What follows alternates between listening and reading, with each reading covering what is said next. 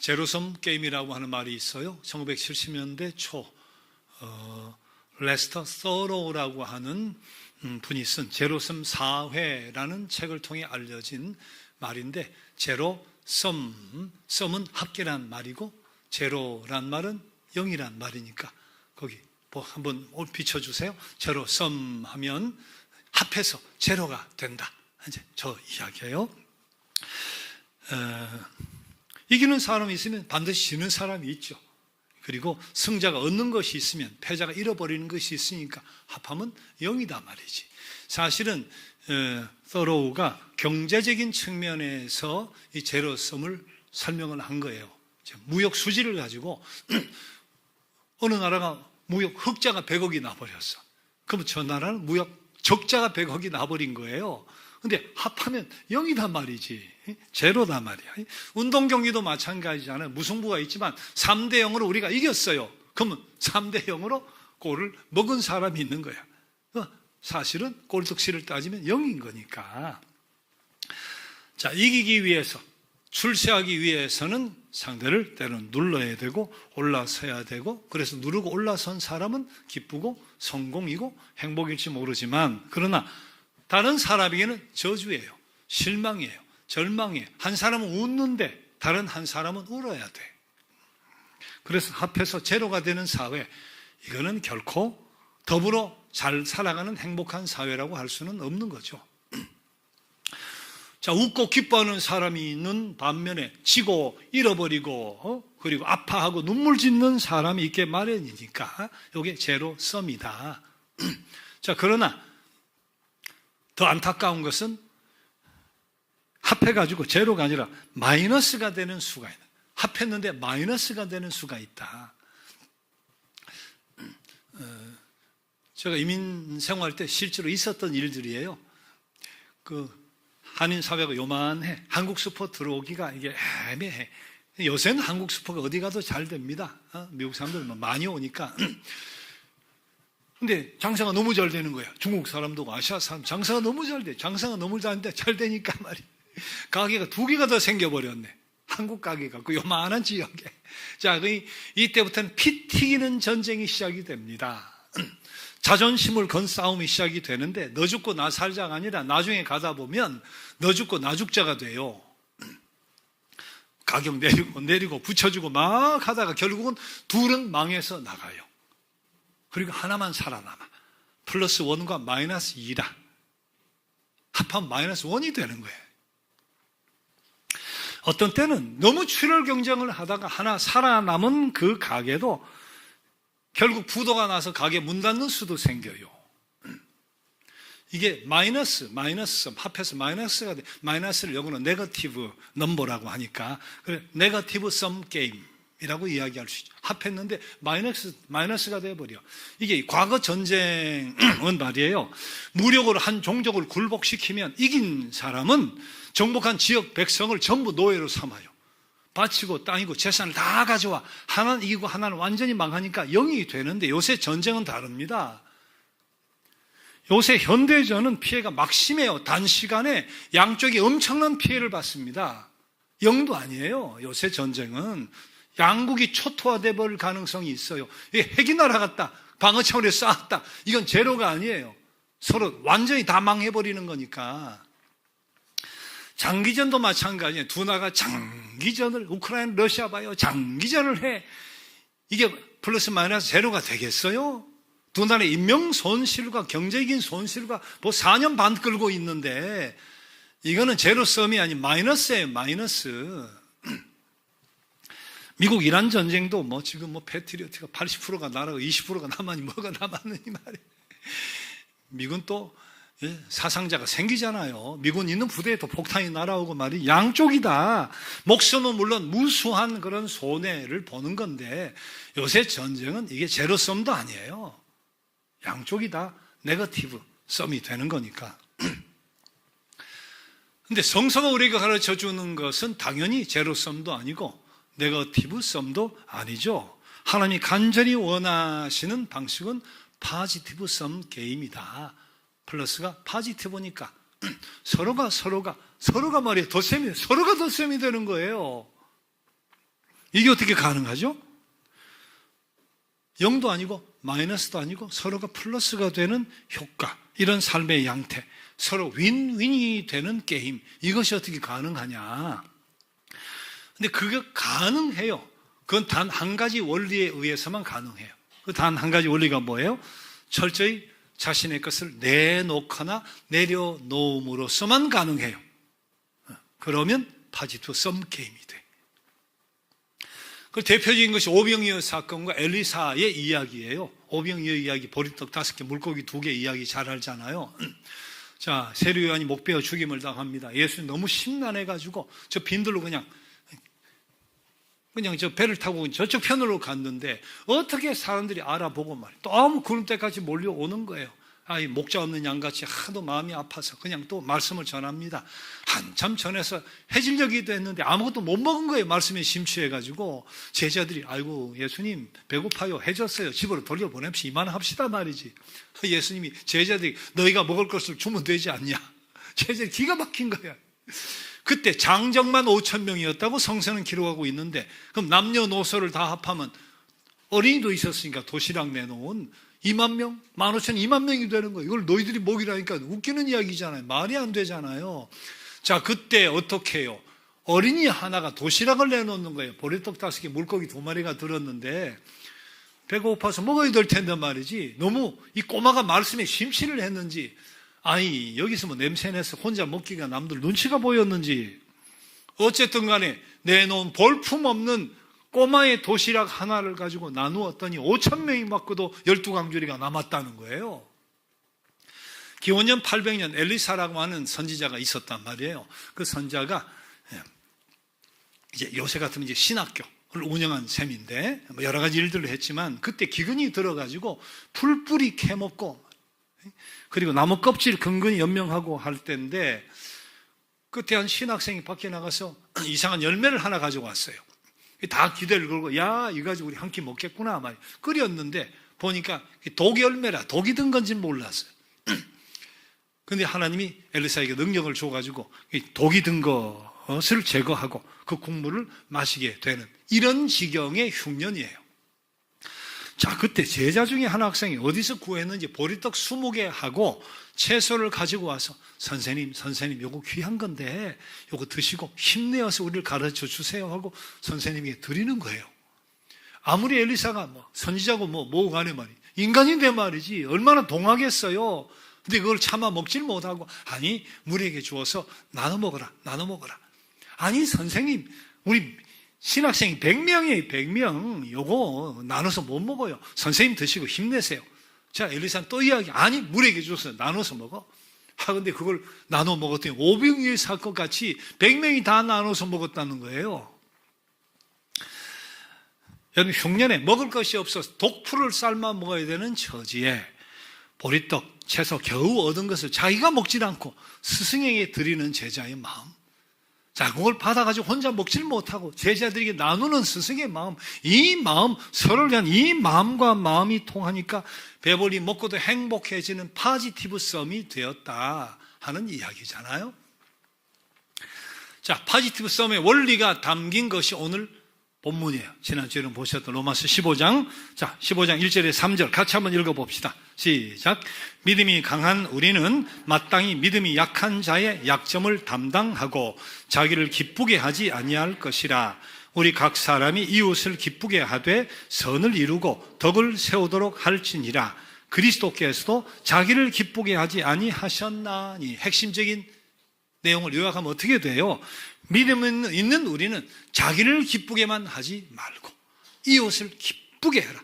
그리스도께서도 자기를 기쁘게 하지 아니하고 이웃을 기쁘게 하셨다. 이게 오늘 본문의 요약이에요. 우리 주님께서 친히 보여주신 삶의 방식이다.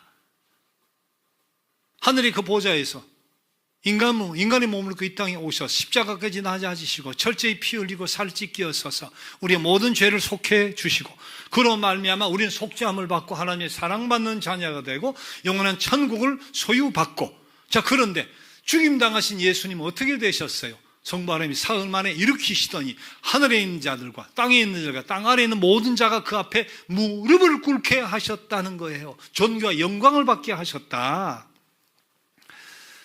철저히 자신을 내어주심으로 인류에게는 구원을, 성부 하나님께는 영광을, 자신은 지극히 높임을 받으시는, 이게 윈윈도 아니고 윈윈윈이에요.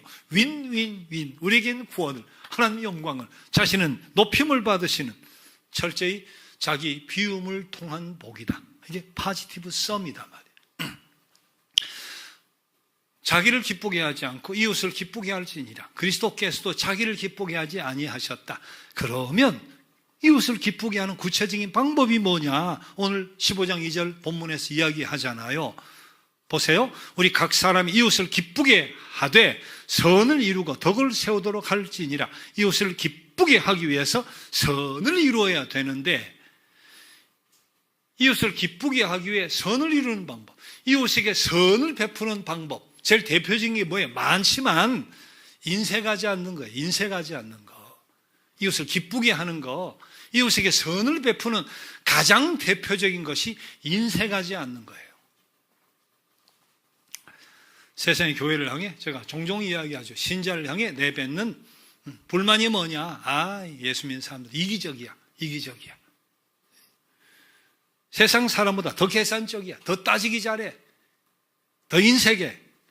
조금 더 지혜하지 않고, 조금 더 손해보려고 하지 않고, 자기 것은 다 챙기고 말이지. 구약이 하나님이 이스라엘 백성에게 주신 율법, 토라 규정에 보면 이런 규정이 있어요. 땅을 이렇게 추수할 때 모서리까지 다 베지 마라. 다 베지 마라. 이게 뭐예요? 이웃에게 선을 행하는 거예요. 나그네 고아 과부에게 이삭을 이렇게 훑은 다음에 떨어뜨린 거, 땅에 떨어진 거, 그거 줍지 마, 줍지 마. 포도 이렇게 한번 싹 훑은 뒤에 다시 돌아가. 내가 못 딴 게 있나? 돌아보지 마, 돌아보지 마. 한 번만 따. 고아, 과부, 나그네. 그들에게 선을 베푸는 거예요. 그들을 기쁘게 하기 위한 방식. 이게 구약의 토라 규정에 있는 성경에 나오는 율법이에요. 가만히 생각해보면 파지티브 썸, 이 원리가 성서가 가르쳐준 원리다. 그리스도께서 말씀하시고 증명해 보여주신 원리다. 그 원리에 따라 내 것 내려놓고 또 내 것 내어주면 상대에게 도움이 돼요. 상대에게 혜택이 돼요. 상대가 감동을 받아요. 상대가 위로받고 새로운 삶의 소망을 얻어요. 그런데 그거로 끝이냐? 아니, 나에게도 돌아오는 플러스 효과가 3가지 있어요. 상대는 이미 그렇게 얻어서 기쁜데 나에게 돌아오는 플러스 효과가 3가지 있다고. 자, 33살 나이에 700명의 나환자들이 모여 사는 하와이 군도의 몰로카이 섬에 들어갔다는 다미안 신부 이야기, 여러분 들어본 적 있죠? 33살이었는데 신부니까 종교적인 의무 미사를 물론 당연히 거행하죠. 뿐만 아니라 이 성하니까 말이야, 괜히 성격이 삐뚤어진 사람 가운데 괜히 그냥 이렇게 막 심술을 부리고 멀리하고 하는 그런 사람까지 섬기려고 애를 쓰다가 하도 답답하니까 한 번은 그런 기도를 했다는 거예요. 주님, 저에게도 같은 나병을 허락하셔서 저들의 고통에 동참하게 하옵소서. 근데 몰로카이 섬에 들어간 지 12년 만에 다미안 신부가 나병에 걸립니다. 어느 날 뜨거운 물로 세수를 이렇게 하다가 뜨거운 물을 발등에 이렇게 떨어뜨렸는데 발이 하나도 감각이 없더라는 거예요. 그 다음 주일부터 미사 드릴 때 지금까지는 나환자 여러분 이렇게 인사를 했는데 동료 나환자 여러분 하고 이제 인사하고 설교를 시작하게 된 거예요. 동료가 되어버린 거예요. 그렇게 16년을 몰로카이 섬에서 나환자를 섬기시다가 49세 나이로 세상을 떠납니다. 그런데 그가 고백했어요. 하나님, 진실로 내 인생은 행복이었습니다. 이게 그가 남긴 말이에요. 하나님, 진실로 내 인생은 행복이었습니다. 가족도 없이 철저히 내어주는 삶만 살았는데 남환자들에게 위로와 소망과 천국 복음을 준 거예요. 자신은 누구보다 감격과 의미와 보람과 감사한 삶을 살았다는 거예요. 그래서 최후의 고백이 하나님, 진실로 내 인생은 행복이었습니다. 그러니까 피차의 파지티브 썸이잖아요. 샌프란시스코의 한 의사가, 가끔은 그런 일이 있죠. 의사들이 상류 사회 속에 떵떵거리고 잘 살다가 나 그런 분들 여러 분 만났어요. 한국에 외과 의사 하다가 연대 의대 교수 하다가 그렇게 간 사람들 여러 분 봤어요. 만났어요. 예수를 발견하고 예수님께 자기 전부를 내맡기기로 작정을 하고 선교사로 떠나는 거예요. 근데 이분도 서아프리카 선교사로 떠났는데 떠나기 전에 이제 남겨두고 가는 사람과 더불어 파티도 하고 하면서 이제 인사하면서 본인이 이런 심정을 남겼습니다. 한번 보세요. 내가 즐기던 모든 것을 버린다는 일이 쉬운 일은 아니지요. 내가 즐겨 타던 BMW 차, 멋진 주택과 넓은 정원, 비싼 가구들과 좋은 친구들 모두가 생각하면 버릴 수 없는 귀중한 것들이지요. 그러나 하나님께서 내게 주실 더 좋은 기쁨과 행복, 차원 높은 보람을 기대하며 기쁘게 포기할 수 있습니다. 여기에 석별의 시간 본인이 이야기했던 내용이에요. 그의 희생으로 서아프리카 무수한 사람들이 치료를 얻었어요. 회복을 얻었어요. 구원을 얻었어요. 그런데 자신에게 돌아오는 것은 그 희생과 비교할 수 없을 정도로 더 좋은 기쁨과 행복, 차원 높은 보람이었다는 거예요. 이게 포지티브 썸이에요. 이제 내 것 내어주고 내 것 내려놓으면 기쁨과 감사, 희열과 의미, 감격과 행복 맛보게 돼요. 가까운 거 보세요. 자식들에게, 조카에게, 손주에게 내가 돈을 가지고 비싼 장난감이나 옷을 사줬어. 내가 마이너스라, 돈은 마이너스라. 근데 손주가 자녀들이 혹은 조카가 받아가지고 벌쩍벌쩍 뛰면서 막 안기면서 좋다고 나는 손해를 봤지만 아이는 선물을 얻었으니까 포지티브인데 나는 뭐가 있어요? 손해예요? 아니잖아요. 그 기쁨과 즐거움과 가슴 뿌듯함과 말이지. 안기면 할아버지 감사해요. 엄마 고마워요. 고마워요 하면 돈과 비교할 수 없는 행복이 밀려오잖아요. 내가 잘했다 말이지. 이게 무슨 손해예요? 마음이 기쁜데 가까운 이웃들, 동료들, 가까운 사람들 어려움 도왔을 때 어땠어요? 보람이 있었잖아요. 행복이 밀려오고 말이지. 잘했다 그런 생각이 들고 말이지. 봉사활동 여러분 꼭 봉사활동 가본 분 의외로 많아요. 보니까 봉사활동 가고 선교를 가고 내 돈 쓰고 내 시간 쓰고 내 물질 쓰고 또 특히 열악한 요번에 같은 경우는 에어컨도 선풍기도 없는 데서 해야 되니까 힘겨움과 불편함을 겪어요. 그런데 여러분 봉사하고 심정이 어때요? 심정이 비행기 타고 올 때 심정이 어땠어요? 집에 돌아온 뒤에 심정이 어땠어요? 감사, 보람, 감격, 막 뿌듯함과 행복이 넘쳐오잖아요. 자, 그런데 내 것을 내려놓으면 정신적으로, 마음 심적으로 감사, 보람, 감격, 의미 이것만 오는 거 아니에요. 그 다음 두 번째 뭐가 따라와요? 마음의 행복과 더불어 존경과 칭찬과 명성이 돌아옵니다. 세계 최고의 부자였다고 하는 위대한 자선가였다고 하는 록펠러 많이 들어봤을 텐데 자본주의를 대표한 록펠러 가문을 일으킨 사람인데 석유 사업으로 막대한 부를 쌓았다고 하잖아요. 지금 가치로 생각하면 빌 게이츠의 3배도 더 된대요. 그 자산이. 살아생전 근데 그만큼 더러운 돈, 검은 돈, 더러운 돈이란 이야기 그 꼬리표가 늘 따라다녔어요. 록펠러한테는. 미국 석유 시장 대부분을 그냥 독점을 해버렸으니까 그러면서 편법, 불법, 뇌물, 리베이트, 온갖 수단 방법 다 가리지 않고 검은 돈 싹쓸이하고 경쟁자, 노동자들에게 폭력 행사뿐만 아니라 살인도 저지르고 말이지. 그리고 탐욕스러운 악독한 기업의 어떤 표상이에요. 표상. 원한을 산 사람이 너무 많았어요. 본인도 보디가드가 있지만 늘 머리맡에 총을 놓고 잤다고 했거든요. 오래전에 세상을 떠났지만 지금은 악덕 기업자라고 손가락질 하거나 그렇게 기억하는 사람이 별로 없어요. 세계 최고의 위대한 자선 사업가 그렇게 알고 있어요. 대부분이 칭송받아. 무엇이 그렇게 이미지를 바꿔놨나?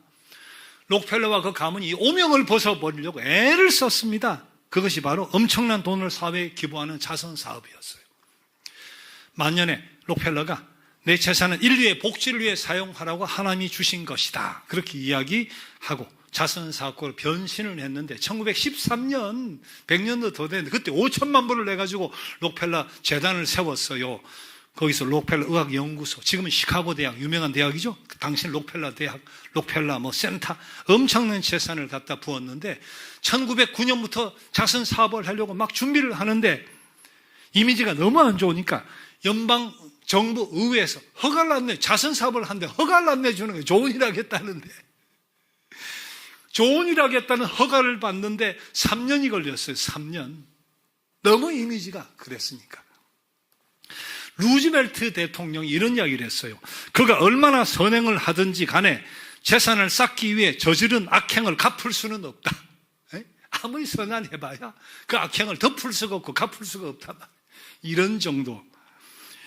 우여곡절 끝에 탄생한 록펠러 단체, 재단, 교육, 의학, 과학, 문화, 예술, 안 미치는 데가 없죠. 안 미치는 데가 없어요. 오명을 거의 다 지웠어요.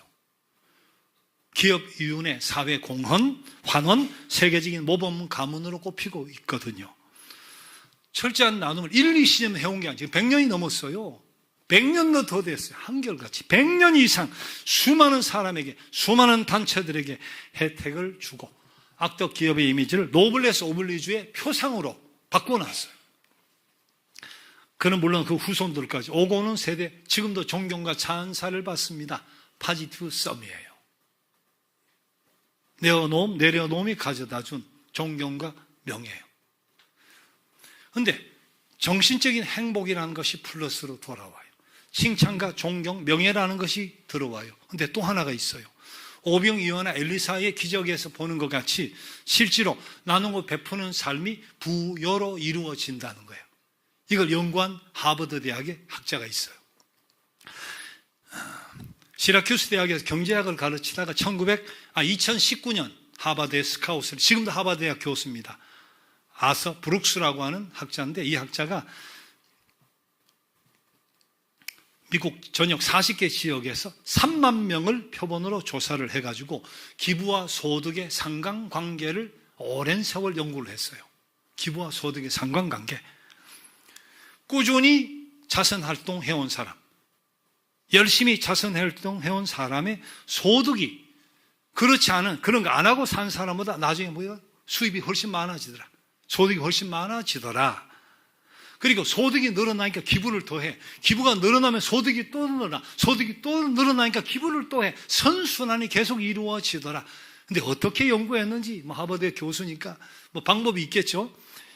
기부를 $100 했을 때 소득이 375불 평균 늘어나더라. 100불을 기부를 했는데 소득이 375불 늘어나면 275불이 생긴 거야. 275불이. 야, 이게 말이 되는 이야기인가? 좀 궁금해. 이거 어떻게 그런 조사가 가능한지. 어쨌든 40개 지역에 3만 명을 대상으로 오랜 세월 연구한 권위 있는 학자의 통계니까. 근데 그 결론을 가지고 심리학자들, 사회학자들이 연구를 했어요. 이게 맞는 말이냐? 웃기는 이야기냐? 근거가 있는 이야기냐? 근데 심리학자, 사회학자들이 연구를 한 뒤에 현실적으로 타당하다고 결론을 냈어요. 그 이유가 자선 활동을 하면 인간의 두뇌, 특정 두뇌 부분의 기능이 발달이 된대요. 또 두 번째, 건강한 심신 활동을 촉진해서 그 결과 긍정적 인간 형성에 도움을 주더래요. 그런 사람을 보니까. 또 자선 활동하다 보니까 그 사실이 많이 알려져 가지고 회사에서도 리더십의 위치를 갖게 되더래요. 그리고 자선 활동 열심히 하는 사람이 알려져 가지고 빨리 진급하는 경향이 있더래요. 그러니까 사회적, 심리학적으로 이제 한 거예요. 이 사람들은 보는 이 각도의 해석이 다 다르죠. 아서 브룩스가 이 결과를 내놓으면서 유명한 이야기를 했습니다. 영어 한번 보세요. Giving makes you rich. 주는 게 너를 부유하게 만든다. 줄 때, 나누고 베풀 때 그 말 그대로 세상에서도 부유해질 수 있다고 저렇게 결론을 내렸어요. 사도행전 20장 35절 주님 말씀하십니다. 이건 2000년 지난 뒤에 연구 결과고 주님이 애초에 이야기했어요. 같이 읽어봐요. 범사에 여러분에게 모본을 보여준 것 같이 수고하여 약한 사람들을 돕고 또 주 예수께서 친히 말씀하신 바 주는 것이 받는 것보다 복이 있다 하심을 기억하여야 할지니라. 누가복음 6장 34장에는 바울 사도가 한 이야기고 주님이 하신 말씀 누가복음 6장 38절 같이 읽어봅시다. 주라 그리하면 너희에게 줄 것이니 곧 후히 되어 누르고 흔들어 넘치도록 하여 너희에게 안겨주리라. 너희가 헤아리는 그 헤아림으로 너희도 헤아림을 도로 받을 것이니라. 누르고 흔들어 넘치도록 안겨주신대. 제가 성경 공부할 때 제가 저 이야기 했죠. 안 잊어버려. 하토 모르는 사람 잊어버리게. 38 광땡이거든. 마태복음 6장, 누가복음 6장 38절 38 광땡이라. 십자가는 비록 예수님을 매달은 형틀인데 십자가 모양이 더하기 모양입니다. 주님 달리신 십자가가 형틀인데 그게 더하기 모양, 더하기 모양. 내려놓을 때 자기 비움을 할 때 오병이어의 역사가 일어나는 더하기, 그것이 십자가의 의미이기도 하다. 여러분, 이런 삶의 자세와 이런 삶의 방식을 통해서 여러분 삶의 자리에서 네거티브성 그런 거 말고 제로섬도 말고 포지티브섬 플러스 인생의 주인공들이 되어야 할 줄 믿습니다. 여러분, 소유를 통해 얻는 기쁨보다도 살아봐요. 기여를 통해 얻는 성공의 기쁨과 행복, 존경과 축복, 그것이 얼마나 큰지 이것은 체험하고 살아야 돼요. 포지티브 썸의 주인공, 그리고 소유가 아니라 기여를 통해 얻는 성공의 기쁨과 행복, 그리고 존경과 축복 마음껏 누리고 살아가는 저 여러분 될 수 있기를 주님의 이름으로 축복합니다. 자, 오늘 로마서 15장 말씀 다시 한번 읽고 말씀 마치려고 해요. 같이 한 목소리로 같이 봅니다. 믿음이 강한 우리는 마땅히 믿음이 약한 자의 약점을 담당하고 자기를 기쁘게 하지 아니할 것이라. 우리 각 사람이 이웃을 기쁘게 하되 선을 이루고 덕을 세우도록 할지니라. 그리스도께서도 자기를 기쁘게 하지 아니하셨나니 너희로 그리스도 예수를 본받아 한 마음과 한 입으로 하나님 곧 우리 주 예수 그리스도의 아버지께 영광을 돌리게 하려 하노라. 아멘. 함께 일어나셔서 나의 모습 나의 소유라고 하는 찬양을 드리겠습니다.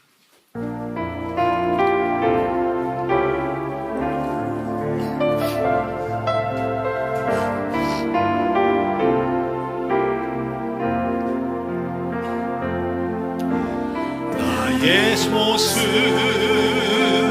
나의 소유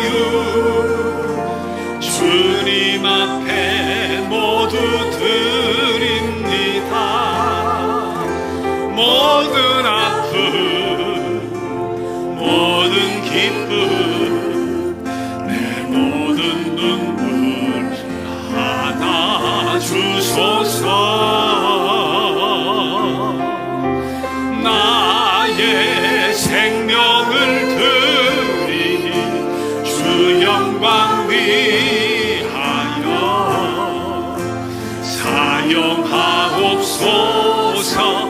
내가 사는 날 동안에 주를 찬양하며 기쁨의 제물 되리. 나를 받아 주소서. 어제 일과 내일 일도 꿈과 희망 모두 드립니다. 모든 소망 모든 계획 내 손과 마음 받아 주소서. 나의 생명을 드리니 주 영광 위하여 사용하옵소서. 내가 사는 날 동안에 주를 찬양하며 기쁨의 제물 되리. 나를 받아 주 다시 한번 나의 생명을 드리니 주 주 영광 위에 사용하옵소서. 나의 생명을